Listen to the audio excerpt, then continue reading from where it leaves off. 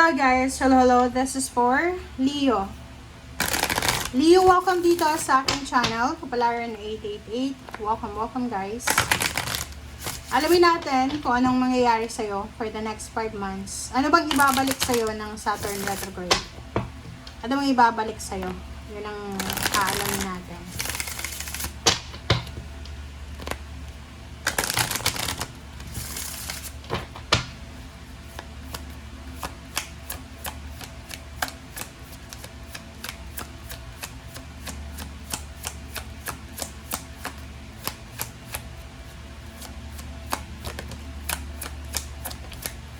Okay. Wow. Okay. Ang galing. Number 19 and number 3, Leo. This is your self-confidence, rest and rejuvenation to eh. So, sinasabi ng bara sa'yo dito, Leo, na for the next 5 months, July hanggang December 11 or 10, sinasabi ng bara sa'yo na kailangan mo daw na i-reevaluate kung paano mo inaalagaan yung sarili mo, ini-express yung sarili mo, saan ba galing yung confidence mo, paano mo ba madadagdagan yung self-esteem mo, yung confidence mo, parang ganun. Or masyado ka na bang mayabang, or kailangan mo ba ng validation, external validation, parang ganun.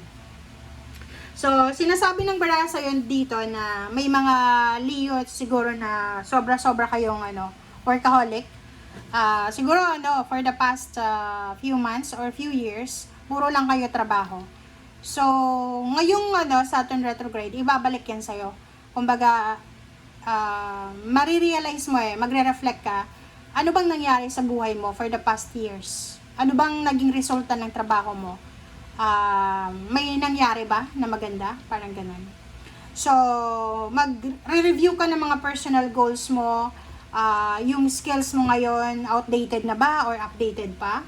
And since you are Leo, impulsive ka, so marirealize mo din, magre-reflect ka rin kung yung mga impulsive mo ba na approach few years ago, nagbunga ba or kung ano pa man. Okay? Blossoming Abundance, this is all about your happiness, about your relationship. So, for the 5 months, kailangan mo din i-reassess yung commitments, yung expectations mo, yung boundaries. Kung may mga relationship kayo na stable and secured, mas lalong magdi-deepen yon, di ba? Mas lalong magle-level up. Pero yung mga unresolved issues nyo, posibleng maging rason para magkaroon ng mga hiwalayan or pwedeng magkaroon ng mga misunderstanding. Okay? Since pinag-uusapan natin dito yung kung ano yung ginawa mo sa past, may mga iba sa inyo dito, Leo, na ang ginawa nyo sa past is, halimbawa, kung self-employed ka, may mga projects ka na hindi mo tinatapos, puro lang simula. Like ganito, ganyan. Ito, sisimulan ko, pero hindi ko naman tatapusan kasi magja-jump naman ako sa another projects.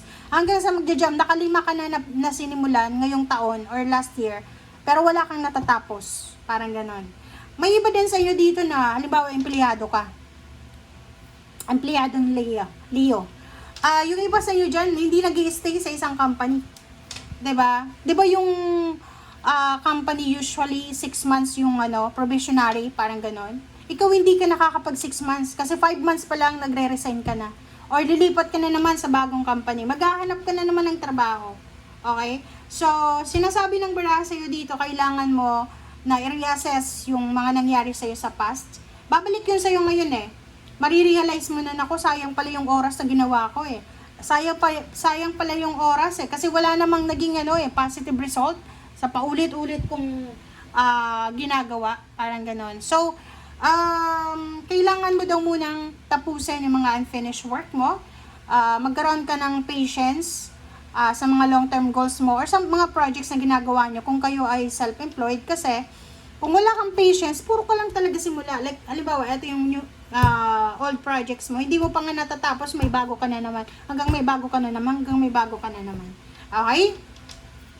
And, yung mga habits mo, about health, realization din, mas magpo-focus ka ngayon, especially this 5 months, magpo-focus ka sa eating habits mo. Kung naging masyado kang pabaya sa pagkain mo, sa exercise, or sa mga healthy regimen, routine, Yun yung ifo-focus mo ngayon. Okay, yun. And yun, blossoming abundance, sinasabi ng baraha, yung belief mo na, like, sa relationship, guys, sa relationship, maging faithful kayo. Kasi like, for example, sa past mo, hindi nag-work yung isa, yung first relationship mo hindi nag-work. Akala mo, kung tatalon ka sa bagong relationship, mag-work ulit yon. Hindi mo alam hanggang nakailan ka na relationship, pare-pareho. Tanungin mo yung sarili mo, baka ikaw yung may mali. Baka ikaw yung may problema. Hindi yung mga taong nakakasama mo. Kahit sa trabaho, ganun din eh. Like yung rason ng iba, bakit ka ba nagre-resign every 5 months, every year? Kasi ang sasama ng ugali ng mga katrabaho ko, no. Hindi mo alam eh. Kasi ang hirap ng trabaho eh. Parang ganun. So, baka ikaw yung may problema. So, yun ang kailangan mong i-reassess this 5 months. Okay? Alright.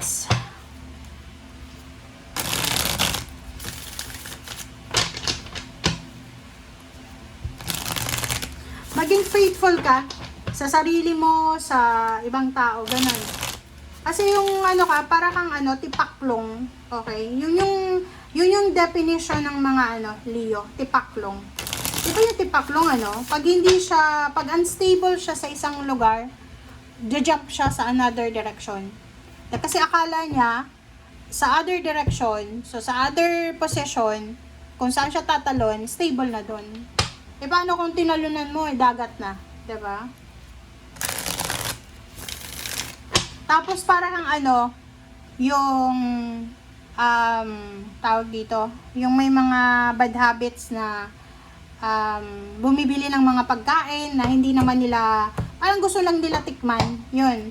After matikman nila, hindi na nila parang like, isang tikim lang, sasabihin nila, hindi masarap to. Na hindi nga nila nalaman kung ano talagang aftertaste nun. Kasi niluwanan nila, parang ganun.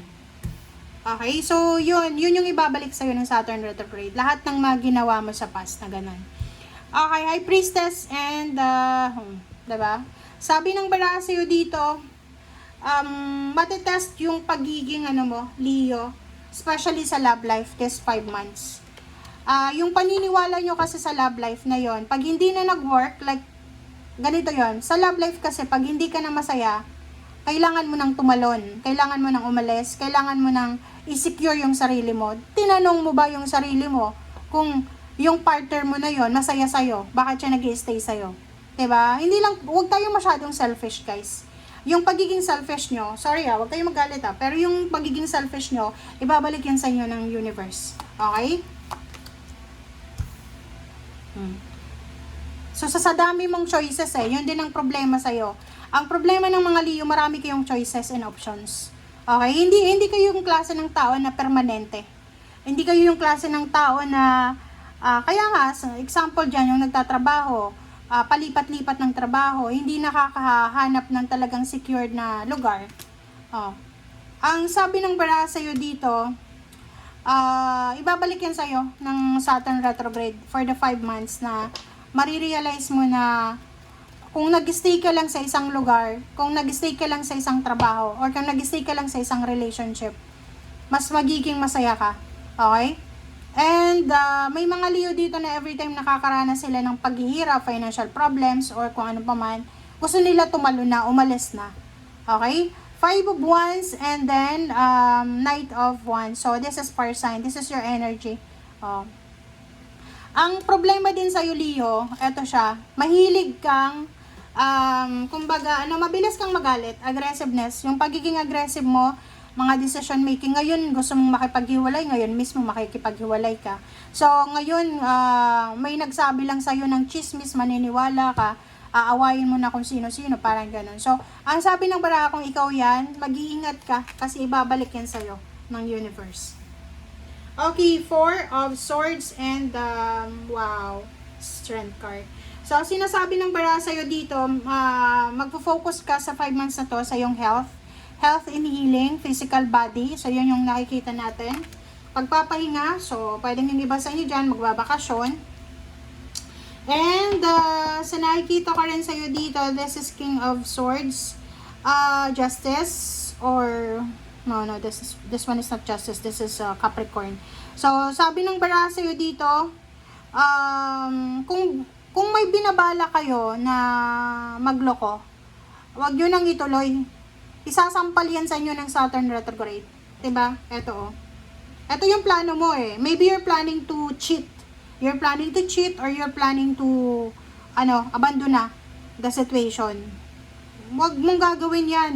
Or dati siya, na pwedeng ibalik sa'yo. Pwedeng nagloko ka dati, nag-cheat ka dati. So, ibabalik yan sa'yo ng universe. Yung last card natin is Magician.